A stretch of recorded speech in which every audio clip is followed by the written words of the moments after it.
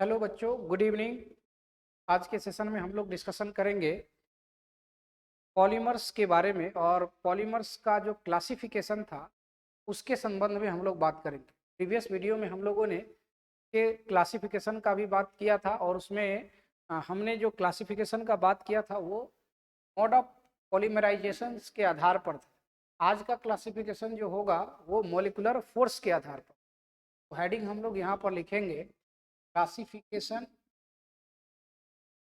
classification of polymers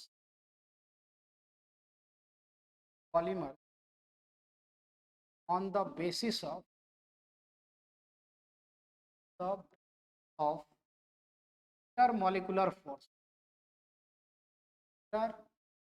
intermolecular forces। ठीक ना? देखिए क्या लिखा गया, अंतराण्विक बलों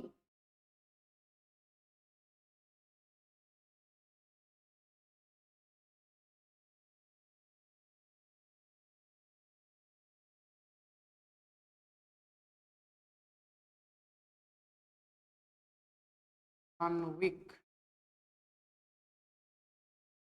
बलों के आधार पर बलों के आधार आधार पर बहुलक का वर्गीकरण बहुलक का वर्गीकरण अंतराण्विक बलों के आधार पर बहुलक का वर्गीकरण। देखिए, मॉलिक्यूलर फोर्स के आधार पर अगर हम देखें तो बहुलक के 4 प्रकार होते हैं। पहला पहला इलास्टोमर्स,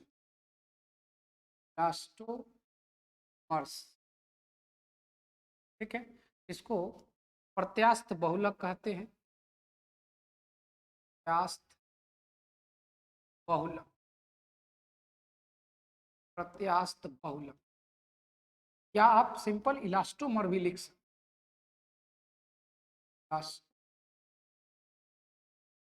ऐसा भी लिख सकते, ठीक। इलास्टोमर्स। दूसरा जो आता है फाइबर, फाइबर्स, इसको रेशा कहते हैं या तंतु कहते हैं, ठीक है। यहाँ लिख देंगे रेशा, या फिर इसी को हम लोग तंतु भी कहते हैं, तंतु। तीसरा आता है, क्या आता है, thermoplastic, thermoplastic polymer, thermoplastic polymer. इसको बोलते हैं ताप सुघट्य बहुलक, ताप सुघट्य बहुलक। थर्मोप्लास्टिक को क्या बोलते हैं, ताप सुघट्य बहुलक बोलते हैं। और चौथा होता है thermosetting, thermosetting polymer, thermosetting polymers को बोलते हैं ताप दृढ़ बहुलक, ताप दृढ़ बहुलक। ये 4 प्रकार होते हैं जो मॉलिक्यूलर फोर्स के आधार पर बहुलक का वर्गीकरण किया जाता है। क्या लिखा पहले हम लोगों ने, classification of polymers on the basis of intermolecular force. इससे पहले हम लोग मोड ऑफ पॉलीमराइजेशन के आधार पर हम लोगों ने देखा था क्लासिफिकेशन, ठीक है। तो आज का सेशन जो हम लोग का होगा यही इलास्टोमर्स के बारे में। यहाँ देखिए, इलास्टोमर्स के बारे में, फाइबर्स के बारे में, थर्मोप्लास्टिक के बारे में, और थर्मोसेटिंग पॉलीमर्स के बारे में, ठीक है। ये 2 इंपॉर्टेंट क्वेश्चन आता है कि भाई थर्मोसेटिंग और थर्मोप्लास्टिक में क्या अंतर है। ये कई बार आपके बोर्ड एग्जामिनेशन में पूछा हुआ भी है। तो एक एक करके हम लोग सबके बारे में जानते हैं। इलास्टोमर्स किसको कहते हैं, फाइबर किसको कहते हैं, थर्मोप्लास्टिक पॉलीमर किसको कहते हैं, थर्मोसेटिंग पॉलीमर किसे कहते हैं, ये सब हम लोग एक एक करके समझते हैं। तो आइए समझते हैं। पहले सबसे पहला जो आएगा क्या, इलास्टोमर्स। देखिए इलास्टोमर्स क्या है, इलास्टोमर्स, इसी को इलास्टोमर्स या प्रत्यास्थ बहुलक कहते हैं। यहाँ पर जो सिंपल डिफिनेशन जो साधारण है, जो आप आसानी से याद रख सकते हैं, वो लिखा गया है। Those polymers in which polymeric chain are held together by weak intermolecular force. इस बात को ध्यान रखना है, वीक इंटरमोलिकुलर फोर्स यानी दुर्बल अंतराण्विक बल होता है। इलास्टोमर्स में क्या होता है, दुर्बल अंतराण्विक बल होता है, कमजोर होता है। जो रबर देखते हैं ना, रबर, ठीक है ना, वो इलास्टोमर्स का ही उदाहरण है। ठीक है, तो सिंपल देखो क्या लिखा गया कि वैसा बहुलक जिसमें बहुलकीय श्रृंखलाएं परस्पर दुर्बल अंतराण्विक बल, ये बात ख्याल रखना है, दुर्बल अंतराण्विक, जो वीक फोर्स लगता है वो किस में लगता है, इलास्टोमर्स में लगता है। तो यहाँ पर लिखे दुर्बल अंतराण्विक बलों के द्वारा जुड़ी होती है ये इलास्टोमर्स, या इसी को हम लोग प्रत्यास्थ बहुलक कहते हैं। ठीक है, इसके एग्जाम्पल रबर, ये जो देख रहे हैं ये रबर, इसमें हम लोग लिखे कि एक हो गया नेचुरल रबर और एक हो गया सिंथेटिक रबर। सिंथेटिक रबर के अंतर्गत इसको संश्लेषित रबर कहते हैं, संश्लेषित रबर ऐसे हम लोग लिख सकते हैं। और ये प्राकृतिक रबर होता है, प्राकृतिक रबर। एक एक करके हम लोग हर चीज के बारे में पढ़ेंगे आगे। देखो सिंथेटिक रबर में आप देखेंगे उदाहरण में, तो ये हो जाएगा बूना एस और बूना एन, है ना। ये देखिए इसमें रहता है जो पॉलीमर, यहाँ पर अगर देखें मोनोमर यूनिट, तो इसमें होता है ब्यूटाडाइन, 1,3 ब्यूटाडाइन और स्टाइरिन होता है, इसलिए एस यूज करते हैं। यहाँ बूना एन है, यानी इसमें 1,3 ब्यूटाडाइन तो रहता है, साथ में एक्राइलोनाइट्राइल होता है, इसलिए यहाँ पर एन लगाया जाता है। ये सब रबर का उदाहरण, नियोप्रीन, आइसोप्रीन, ये सब के बारे में हम लोग आगे पूरा पढ़ेंगे। अभी हम लोग फोर्स के आधार पर क्या उदाहरण हो सकता है उसके कुछ सैंपल हम यहाँ पर लिख रहे हैं। ठीक है ना, क्लासिफिकेशन पढ़ने के बाद हम लोग एक एक करके पढ़ते हैं। जैसे एडिशन पॉलीमर्स में कैसे होगा, कंडेंसेशन पॉलीमर किस प्रकार का होगा, उस कैसे बनता है, ये सब के बारे में भी हम लोग स्टडी करते हैं एक एक करके। तो अभी हम लोग फोर्स के आधार पर देख रहे हैं, तो इसमें कैसा फोर्स लग रहा है, वीक फोर्स लग रहा है, कमजोर कह सकते हैं, दुर्बल अंतराण्विक बल कार्य कर रहा है, किसमें, इलास्टोमर्स में। आप रबर का उदाहरण देख सकते हैं, अगर आप रबर देखिएगा तो उसको खींचिएगा, ज्यादा खींचिएगा, बहुत ज्यादा। अच्छा एक गुण और है, प्रत्यास्थ का गुण है। इसका क्या मतलब है कि रबर को जैसे ही आप ऐसे खींचे फिर छोड़ दीजिए, फिर वो अपने स्थान पर आ जाएगा, मतलब रीगेन कर लेता अपना पोजीशन को। ठीक है, रबर में ये गुण होता है। और रबर, सब जितने प्रकार के रबर हैं वो सभी इलास्टोमर्स के उदाहरण है। ठीक है, तो चलिए ये रहा हमारा इलास्टोमर। इसके बाद का जो अगला है हमारा, वो आता है फाइबर्स। फाइबर किसको कहते हैं उसको समझ लेते हैं।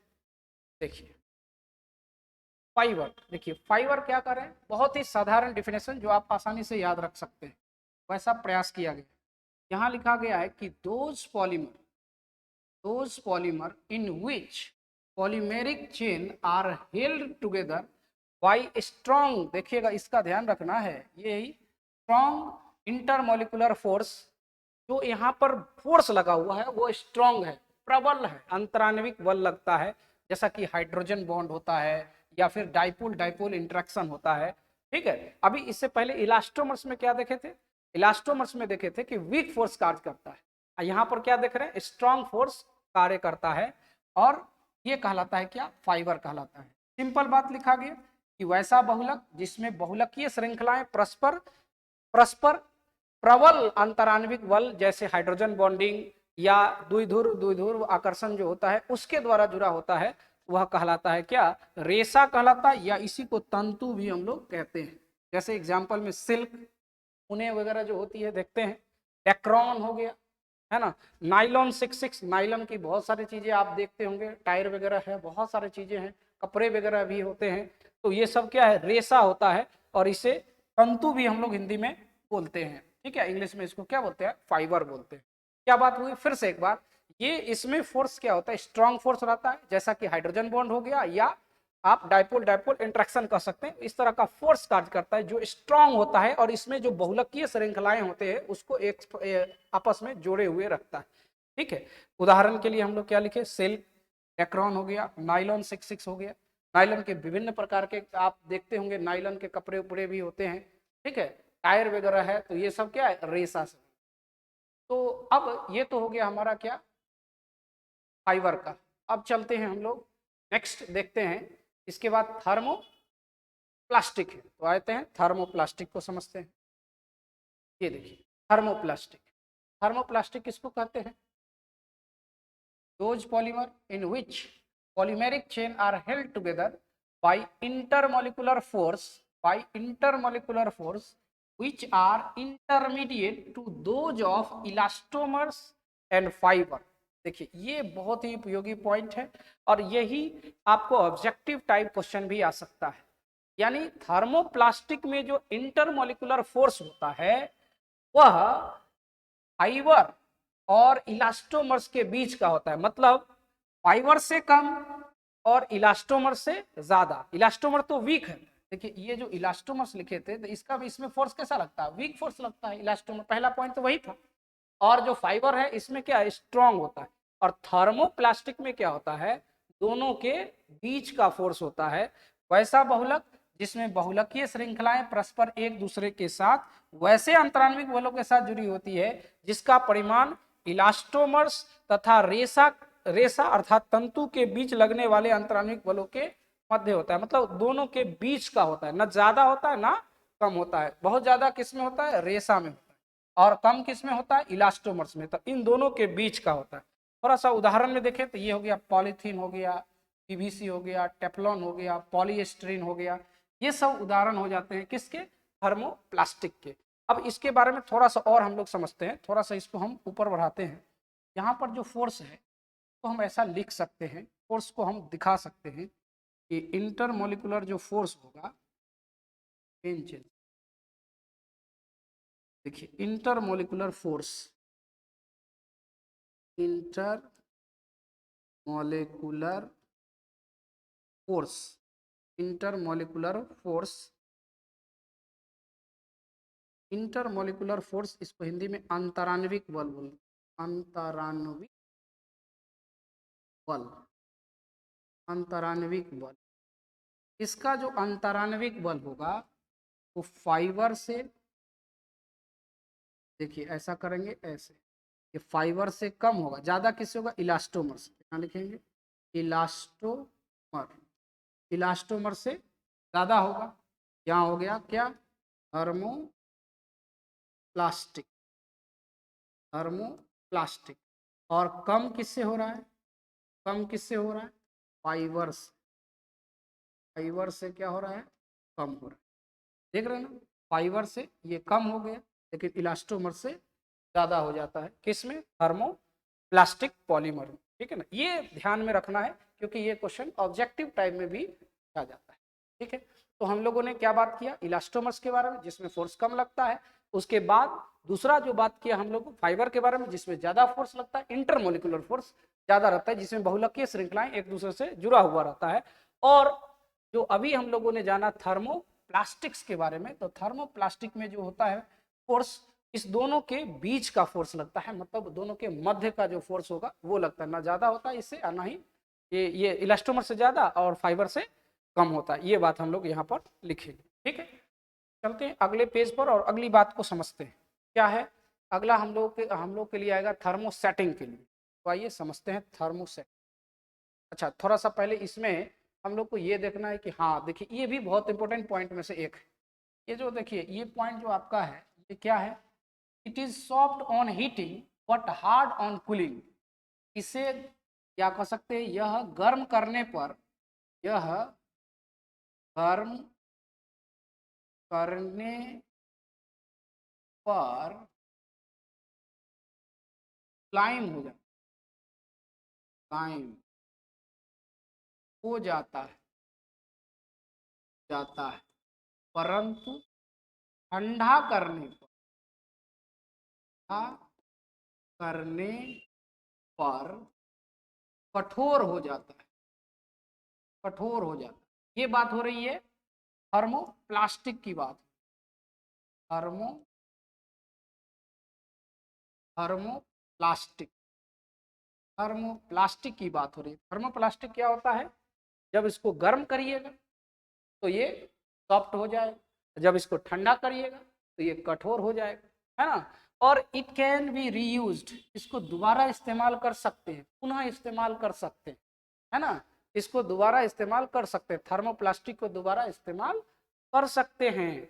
लेकिन अगर यही बात अगर थर्मोसेटिंग का करेंगे तो थर्मोसेटिंग को दोबारा इस्तेमाल नहीं कर सकते। अब यहाँ पर बात आएगा कि थर्मोसेटिंग होता क्या है, थर्मोसेटिंग किसको कहते हैं, ठीक है।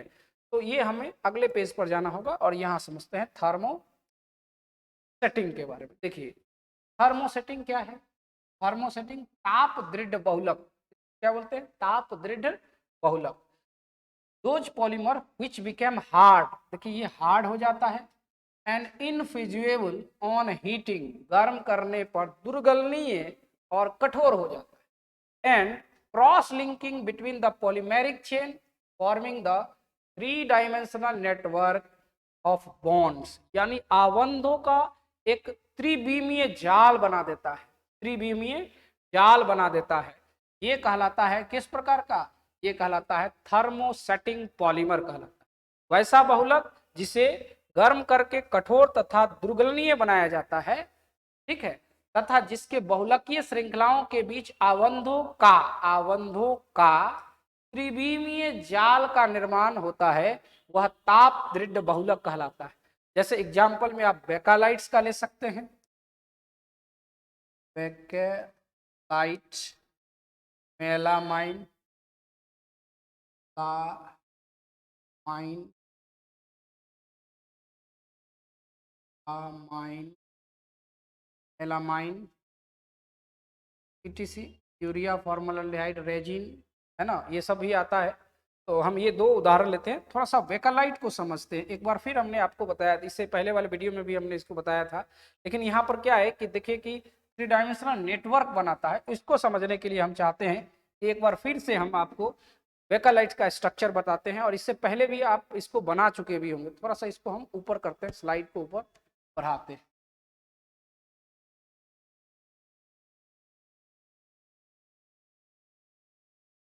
देखिए तो बेकालाइट में क्या यूज कर, बेकालाइट का स्ट्रक्चर कैसे बनाते हैं, ये देखिए नोवालैक इसमें बनता है, ओ एच होता है, यहाँ से ये जो CH2 होता है ये जुड़ने वाला होता है इधर से, और फिर ये जो है CH2 फिर दूसरे मॉलिक्यूल्स के साथ कंडेंस करता है, इसमें कंडेंसेशन रिएक्शन होता है, संघनन अभिक्रिया होता है या संघनन पॉलीमराइजेशन होता है। ये भी आगे की बात हम करेंगे। ये फिर ये आगे और भी मॉलिक्यूल जुड़ेगा, ऐसा ऐसा और आगे मॉलिक्यूल जुड़ता है। CH2 ये आगे मॉलिक्यूल जोड़ने के लिए इस तरह से छोड़ देते हैं, ठीक है। और इसके बीच ये यहाँ पर जाएगा C, फिर क्या आ जाएगा, हम OH आ गया, यहाँ से जोड़ने के लिए CH2 ये बॉन्ड छुटा हुआ रहेगा ताकि आगे मॉलिक्यूल को जोड़ा जा सके। फिर ये CH2 है, यहाँ से CH2 आएगा, बस यहाँ ये OH रहेगा। देख रहे हैं थ्री डायमेंशनल नेटवर्क बना रहा है। फिर ये CH2 OH आ गया, के बीच ये CH2 आने वाले और मॉलिक्यूल के साथ ये जो देख रहे हैं, ये क्या देख रहे हैं, थ्री डायमेंशनल स्ट्रक्चर बना लेता है ना। और ये बॉन्डों के बीच जाल बन जाता है, इसीलिए हम लोग इसको नेटवर्क भी कहते हैं। ये क्या, थ्री डायमेंशनल नेटवर्क भी कहते हैं, ठीक है।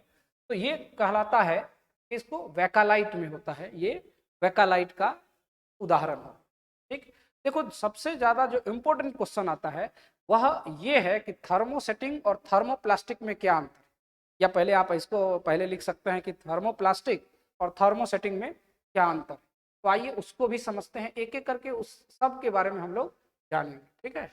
तो आते हैं अगले पेज पर। देखिए क्या लिखा गया, थर्मोप्लास्टिक पॉलीमर और थर्मोसेटिंग पॉलीमर, इसको आप VVI लिख सकते हैं। कोड मॉडल लिख सकते, आप पूछा हुआ भी है कई बार एग्जाम में पूछा हुआ। तो चलिए इसको कैसे डिफाइन, देखिए क्या लिखे, पहले हम थर्मो जितने भी पॉइंट्स उसमें पढ़े हैं उसी का यहाँ पर भी इस्तेमाल किया गया है, कोई नया चीजों को हम ज्यादा इस्तेमाल नहीं किए कि जो आपको दिक्कत हो, है ना। प्रयास किया गया कि बहुत आसान और कम समय में ज्यादा से ज्यादा चीज को आप सीख जाए, ठीक है ना, और वो याद रहे, खास करके जो चीजें बताया जाए वो ज्यादा याद रहे। तो देखो इसको हम लोग क्या लिखे हैं, they can be formed by addition polymerisation, ये एडिशन पॉलीमराइजेशन के द्वारा बनता है, यानी इसका निर्माण मतलब किसका, क्या चीज का, हाँ? ये हो जाएगा थर्मोप्लास्टिक का, ताप सुघट्य बहुलक का, इसका निर्माण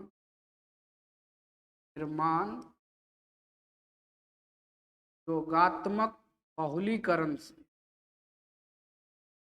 योगात्मक बहुलीकरण के द्वारा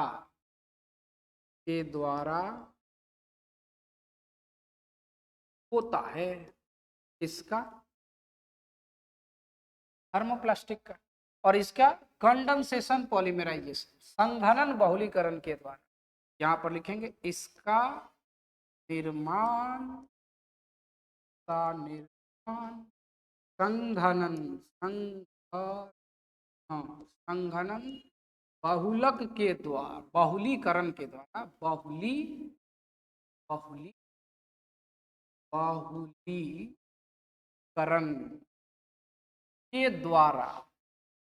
के द्वारा होता है, ठीक है। इसका थर्मोसेटिंग का कैसे होता है, कंडेंसेशन पॉलीमराइजेशन द्वारा, अर्थात बहुलीकरण, तब ना वो संघनित होकर नेटवर्क जाल का निर्माण करता है। ये हो गया पहला पॉइंट। दूसरा पॉइंट चलते हैं, दूसरा पॉइंट है they are generally long chain linear polymer, यानी थर्मोप्लास्टिक को अगर आप देखें तो क्या होता है, दे आर जनरली, यह सामान्यतः, ये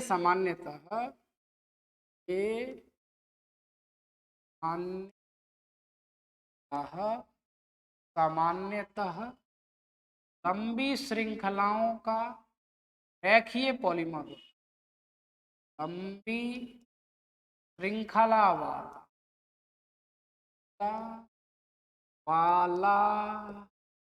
लंबी श्रृंखला वाला रेखीय पॉलीमर होता है, रेखीय बहुलक होता है।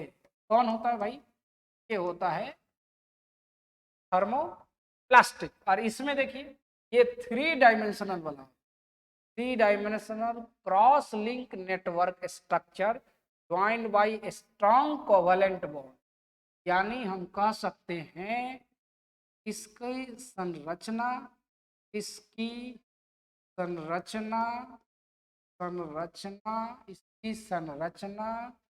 त्रिविमीय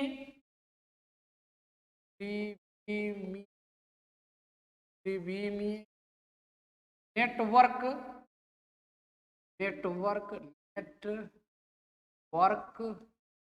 की तरह होता है,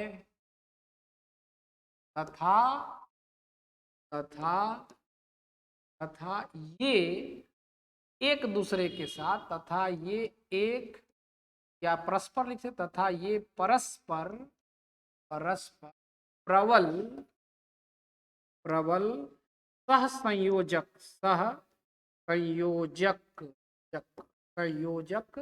आवंध के द्वारा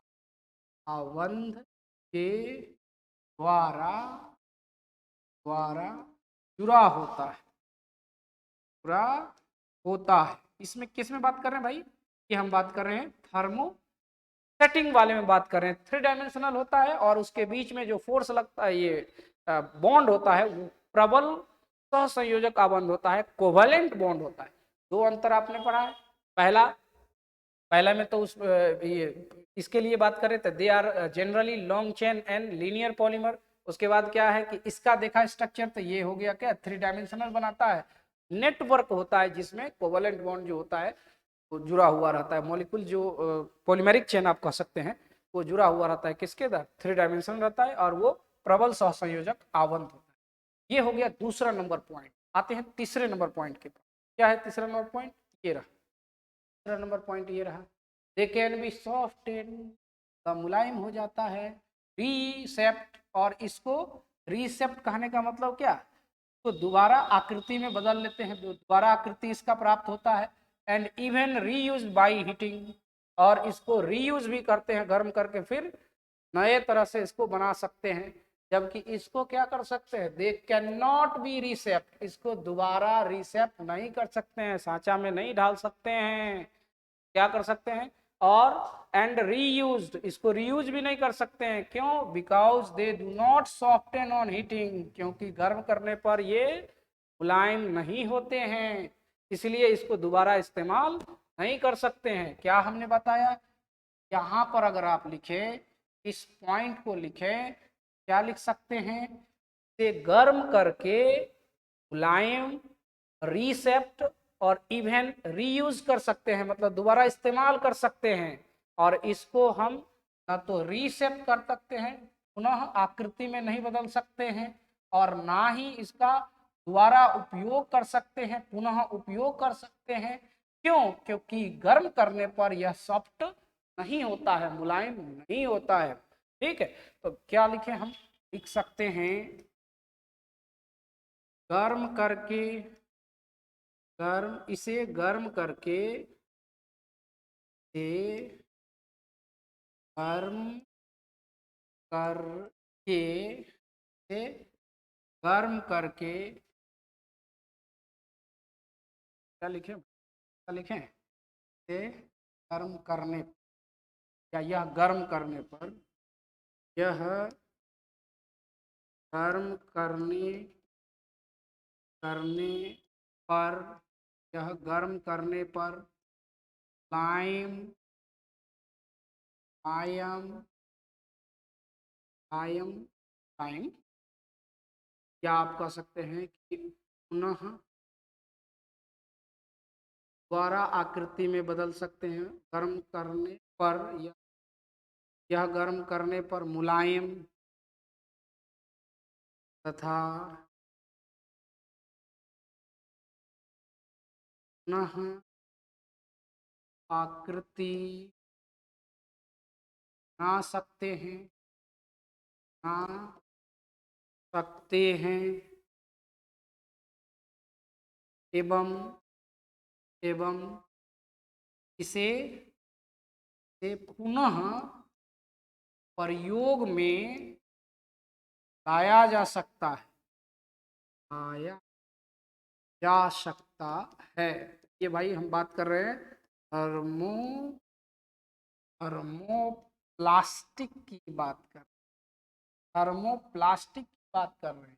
और थर्मोसेटिंग को नहीं कर सकते हैं, तो दोबारा आकृति तथा पुनः यूज नहीं कर सकते हैं। लिखेंगे यह गर्म करने पर, ऐसा लिखना सही रहेगा, इससे पुनः पुनः नए आकृति में परिवर्तित परिवर्तित परिवर्तित तथा पुनः उपयोग, पुनः उपयोग या प्रयोग भी लिख सकते हैं, उपयोग नहीं किया जा सकता, किया जा सकता, जा सकता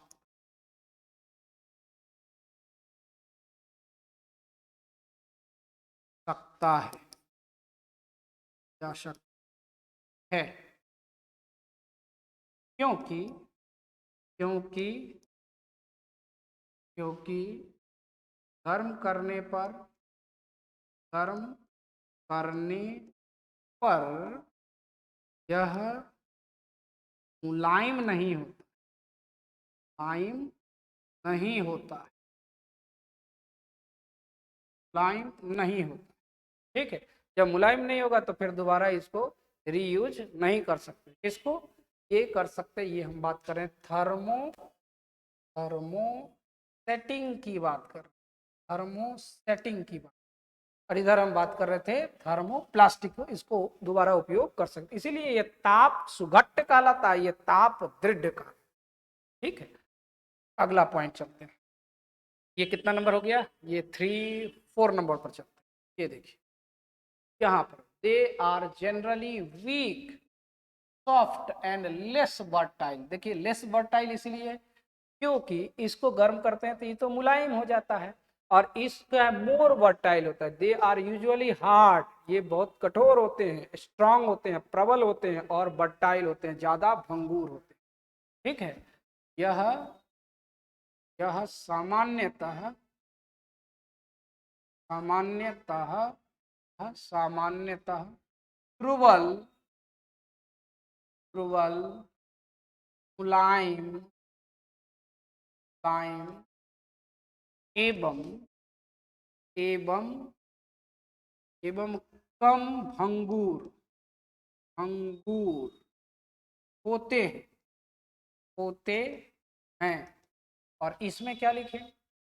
ये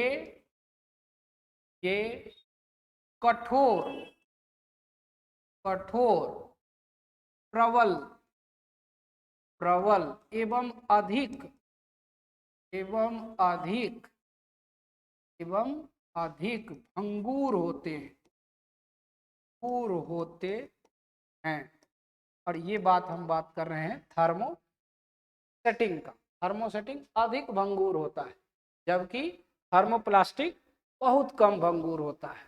ठीक, तो इस तरह से हम लोगों ने ये पार्ट देखा, किसके लिए? थर्मोसेटिंग और थर्मोप्लास्टिक का।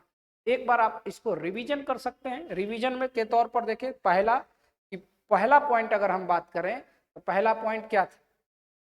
पहला पॉइंट हम लोगों का था, जनरली ये जो बना होता है, थर्मोप्लास्टिक की बात करें तो थर्मोप्लास्टिक बना होता है किससे? एडिशन पॉलीमराइजेशन से, और थर्मोसेटिंग बना होता है कंडेंसेशन पॉलीमराइजेशन से। ठीक है, दूसरा बात देखें तो अगर आप थर्मोप्लास्टिक को गर्म करते हैं तो वह मुलायम हो जाता है, और ठंडा करते हैं तो कठोर हो जाता है। जबकि यही बात अगर आप करते हैं किसमें? थर्मोसेटिंग वाले में, तो थर्मोसेटिंग वाले में इस प्रकार का कोई काम नहीं होता है। अर्थात हम कह सकते हैं कि जब उसको हीट करिएगा तो मुलायम नहीं बनता है ना? कौन? थर्मोसेटिंग। ठीक है, उसके बाद इसमें हम रीयूज कर सकते हैं। रीयूज किसमें कर सकते हैं?